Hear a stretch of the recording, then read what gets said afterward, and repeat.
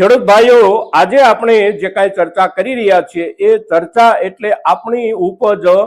ધાણાની બજાર ભાવની સ્થિતિની ચર્ચા અને ધાણાની ઉપજની બજાર ભાવની સ્થિતિ, બજારનું ધાણાના ભાવનું લેવલ અત્યારના સમયે આપણે જોઈએ તો એકંદર ઠીક સારું છે અને આપણી જે કાંઈ ધાણાની ઉપજ આપણે વેચવાના સમયે ભાવોના હિસાબથી જે કાંઈ અપેક્ષા રાખતા હોઈએ એ અપેક્ષાના દરજ્જે જ્યારે આપણને બજારમાંથી ભાવો મળી રહ્યા હોય ત્યારે આવનારા સમયમાં એટલે કે નજીકના 2-5 અઠવાડિયાના સમયગાળા દરમિયાન આપણી ધાણાની ઉપજના ભાવોમાં કોઈ ઘટાડાની શક્યતાઓ કે સંભાવનાઓ છે કે કેમ, આ મુદ્દા તરફ પણ આપણે નજર નાખવી આપણા માટે જરૂરી હોય છે મિત્રો। અને એ જે કાંઈ શક્યતાઓ હોય, એ જે કાંઈ સંભાવનાઓ હોય, એ સંભાવનાઓ એટલે ક્યાંથી ઊભી થઈ શકે અને એની અસર કેટલી થઈ શકે, આ મુદ્દો આપણા માટે ખૂબ અગત્યનો બની જાય છે। અને તેથી આજે આપણે જે કાંઈ ચર્ચા કરીએ છીએ એ ચર્ચા એટલે આપણી ધાણાની વર્તમાન બજાર ભાવની સ્થિતિ પર થોડી ઘણી એક નકારાત્મક અસર ઊભી કરે એવી શક્યતાઓ અને સંભાવનાઓની ચર્ચા મિત્રો। તો આજના આપણા આ એપિસોડમાં, આ વિડીયોમાં આપ સૌ દર્શક મિત્રો અવશ્ય બન્યા રહેજો। નમસ્કાર ખેડૂત મિત્રો, જય કિસાન, જય ભારત। ખેડૂત ભાઈઓ, આપણા ધાણાના વર્તમાન બજાર ભાવની જે સપાટી, જે લેવલ છે એ લેવલ અને એ સપાટી એકંદર આપણા ખેડૂત સમુદાયમાંથી મોટા ભાગના ખેડૂતો માટે થોડી સંતોષપ્રદ સપાટી અવશ્ય છે અને આપણે જે કાંઈ ઉપજ ધાણાની વેચી રહ્યા છીએ એ ઉપજ બજાર આપણી પાસેથી સારા ઉત્સાહથી ખરીદી રહ્યું છે અને એ જે વાતાવરણ બજારનું આપણું છે એ વાતાવરણ અત્યારે જે રૂપમાં ચાલે છે એના એ રૂપમાં આવનારા પૂરેપૂરા સિઝનના સમય દરમિયાન ચાલી શકે કે એમાં થોડી ઘણી રૂકાવટ આવે, થોડો ઘણો બ્રેક આવે કે શું થઈ શકે, આ મુદ્દાની આપણે જે કાંઈ ચર્ચા કરવી છે એ ચર્ચા આપણે વિડીયોના આગળના ભાગમાં કરીએ ત્યાર પહેલા વર્તમાન બજાર ભાવના લેવલ પર એક નજર નાખવી આપણા માટે જરૂરી બની જાય છે। કારણ કે હંમેશા વર્તમાન બજાર ભાવની જે કાંઈ સ્થિતિ હોય એ સ્થિતિના આધારે જ આપણે આવનારા સમયના કેટલાક સંકેતો, કેટલાક અંદાજો અને કેટલીક ચર્ચાઓ કરી શકતા હોઈએ છીએ। તો વર્તમાન બજાર ભાવની સ્થિતિ એટલે આજે તારીખ છે 5 માર્ચ 2026 અને વાર છે ગુરુવાર। ગુરુવારનો દિવસ છે એટલે આજે આપણા માર્કેટિંગ યાર્ડના કામકાજનો દિવસ છે, પણ આપણે જ્યારે ચર્ચા કરી રહ્યા છીએ અને આ એપિસોડ જ્યારે આપની સામે પ્રસ્તુત થઈ રહ્યો છે ત્યારે સવારના 8 વાગ્યાનો સમય છે। એટલે આપણે ભાવોના લેવલની જે કાંઈ વાત કરવાની થાય છે એ વીતેલા દિવસો દરમિયાનના ભાવોના લેવલની વાત કરવાની છે અને એમાં પણ ગઈકાલનો જે દિવસ હતો એટલે કે 4 માર્ચનો દિવસ એટલે હોળી ધૂળેટીની રજાનો દિવસ હતો। તેથી આપણે જે ચર્ચા કરીએ છીએ એ ચર્ચા એટલે તારીખ 3 માર્ચના દિવસે બજાર ભાવના લેવલની ચર્ચા મિત્રો। તો 3 માર્ચના દિવસે ધાણા આપણા જે કાંઈ વેચાય બજારમાં એ ભાવનું લેવલ એટલે આપણા ધાણાની ક્વોલિટી નીચલા દરજ્જે નવી ઉપજ શરૂ થાય લગભગ 1700 રૂપિયા, 1650 કે 1700 રૂપિયાથી અને ઊંચાઈમાં પહોંચે 2300 રૂપિયા, 2350 રૂપિયા સુધી અને એની એવરેજ આપણે જોઈએ તો એવરેજ એટલે લગભગ 1900 રૂપિયાથી લઈ અને 2100 કે 2150 રૂપિયાની વચ્ચે આપણી ધાણાની મોટા ભાગની ઉપજ વેચાઈ રહી છે। હવે ધાણીની જે આપણી ઉપજ છે એ ધાણીની ઉપજના બજારનું લેવલ આપણે જોઈએ તો ધાણીમાં નીચલો દરજ્જો એટલે લગભગ 2100, 2150 કે 2200 રૂપિયાથી ધાણીના વેપાર શરૂ થાય અને ઊંચામાં હજી પહોંચી રહ્યા છે લગભગ 3100 કે 3200 રૂપિયાના ભાવથી પણ આપણા કેટલાક ખેડૂતોની ઉપજ વેચાઈ રહી છે અને આ ભાવનું લેવલ એકંદર આ સિઝનના આ સમયગાળા દરમિયાન ખૂબ સારું આપણે કહી શકીએ। હવે ધાણીની એવરેજ આપણે જોઈએ તો ધાણીની એવરેજ એટલે લગભગ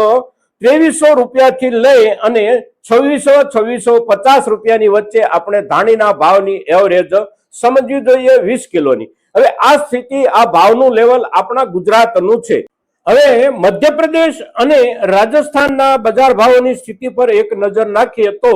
ઊંચામાં ઊંચા ભાવની સ્થિતિ આપણા જેવી જ આ બંને રાજ્યોમાં બની ગઈ છે, પણ એમને ત્યાં જે કાંઈ ધાણા અત્યારે બજારમાં આવી રહ્યા છે એ ધાણામાં મોટા ભાગનો જથ્થો થોડા નીચા દરજ્જે વેચાતી ઉપજનો આવી રહ્યો છે અને તેથી એમને ત્યાં બજારનું એવરેજ લેવલ જે છે એ આપણા કરતા નીચું વધારે પ્રમાણમાં રહી જાય છે, એટલા માટે કે ત્યાં મોટા ભાગની ધાણાની ઉપજ હજી માત્ર 1900 રૂપિયાથી લઈ અને 2100 કે 2200 રૂપિયાની વચ્ચે જ વેચાઈ રહી છે. ઉપરના દરજ્જાના વેચાણ અને ઉપરના દરજ્જાના વેપાર થોડા ઘણા જ થઈ રહ્યા છે અને એ જથ્થો પણ બહુ ઓછો આવી રહ્યો છે, એટલે એમની એવરેજ આપણી કરતા અત્યારે નીચે ચાલી રહી છે. હવે અત્યારે આ ભાવનું જે કાંઈ લેવલ છે એ લેવલમાં જે કાંઈ ચિંતાજનક મુદ્દાઓ છે આપણા માટે, એ મુદ્દાઓ એટલે આવતા દિવસોમાં એકંદર આવકો વધી જવાની સંભાવનાઓ અને શક્યતાઓ. આવકો ક્યાં વધી જઈ શકે છે સૌથી વધારે, એટલે કે મોટી અસર કરી શકે એવી આવકો જ્યાં વધી શકે એમ છે એ વિસ્તાર અને એ રાજ્ય એટલે મધ્યપ્રદેશ રાજ્ય, કારણ કે મધ્યપ્રદેશ રાજ્યની એકંદર વાવેતરની રકબાની સ્થિતિ અને ઉત્પાદનની અંદાજિત સ્થિતિ આપણે જોઈએ તો આપણા ગુજરાત કરતા બહુ જાજુ પાછળ મધ્યપ્રદેશ રહી શકે તેમ નથી. લગભગ આપણી નજીક જ એમની ઉપજ પણ પહોંચી જઈ શકે તેમ છે અને એમની ઉપજનો મોટો જથ્થો બજારમાં આવવાનો શરૂ થાય એટલે બજારમાં આપણા ગુજરાતની આવકો મોટા પ્રમાણમાં આવી રહી હોય, સામે મધ્યપ્રદેશની આવકો આપણા જેટલી જ આવવા માંડે અને રાજસ્થાનની આવકો પણ એકંદર ઠીક પ્રમાણમાં વધી જાય તો બધી મળી અને આવકો વધી જઈ શકે છે. અને એ વધી જનારી આવકોની શક્યતાનો સમયગાળો જે છે એ સમયગાળાની સાથે પછી એક સમયગાળો જોડાઈ જાય છે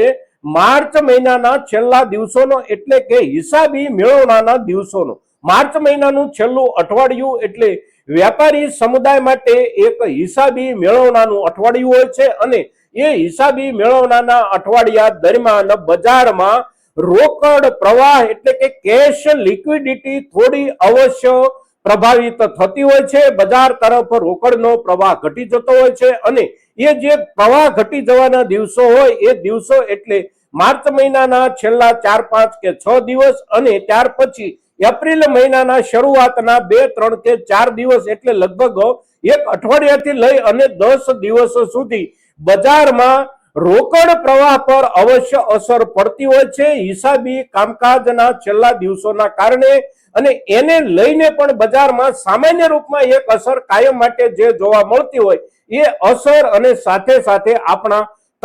તમામ એટલે કે ત્રણેય રાજ્યોની મોટા પાયે આવકો થવાની શરૂઆતનો સમય, એટલે આ સમયગાળો જે છે એ સમયગાળા દરમિયાન કદાચ આપણા ધાણાના બજાર ભાવમાં આપણને થોડી નરમી જોવા મળી શકે છે. બજાર તૂટી જાય, મોટા પાયે બજારમાં ગાબડું પડી જાય આવી કોઈ શક્યતા ધાણાની ઉપજને લઈને આ વર્ષમાં નથી. આ મુદ્દો તો આપણે પાછળના દરેક એપિસોડમાં ચર્ચી ચૂક્યા છીએ, પણ આવા કેટલાક કારણોસર બજારમાં થોડો નરમીનો માહોલ બનવાની શક્યતાઓ જે કાંઈ ઊભી થતી હોય એ શક્યતાઓ તરફ આપણે નજર નાખવી ખૂબ જરૂરી હોય છે, કારણ કે આપણે વેચવાનો નિર્ણય કરીએ અને વેચવાનો નિર્ણય જ્યારે આપણે કરતા હોઈએ ત્યારે આપણે અઠવાડિયું, 2 અઠવાડિયા કે 3, 4 અઠવાડિયા માટે સાચવવાનો નિર્ણય કર્યા પછી પણ ક્યારેક આપણા ખેડૂત સમુદાયનો નિર્ણય એવો હોય છે કે આપણે માર્ચ મહિનાના છેલ્લા દિવસોમાં આપણી જે કાંઈ નાણાકીય જરૂરિયાત હોય, બેંકોના આપણા જે કાંઈ ખેતીવાડીના ધિરાણોના ચૂકવણા માટેની એ જરૂરિયાતના સમયે આપણે વેચીશું તો એ સમયગાળા દરમિયાન આપણે વેચવા જઈએ અને બજારના આ 2 કારણોસર જે કાંઈ વાતાવરણમાં સામાન્ય ફેરફાર આવ્યો હોય એ ફેરફારની અસર આપણે ઉઠાવવાની ન થાય એટલા માટે આ મુદ્દાઓને ધ્યાનમાં રાખી અને આપણે નિર્ણય કરીએ કે આપણી પાસે ધાણાની ઉપજ પાકી અને આવી ગયેલી છે અને અત્યારના સમયગાળામાં આપણે વેચવાને બદલે 2-3 અઠવાડિયા સુધી સાચવી રાખવા માંગીએ છીએ તો આ મુદ્દાને આપણે અવશ્ય ધ્યાનમાં રાખીએ. લાંબા ગાળામાં એટલે કે મહિનો, 1.5 મહિનો પછી આપણે વેચવા માંગતા હોઈએ તો આ સમયગાળાની અસર કદાચ આપણને બહુ ન થાય, પણ અવશ્ય 3-4 અઠવાડિયામાં આપણને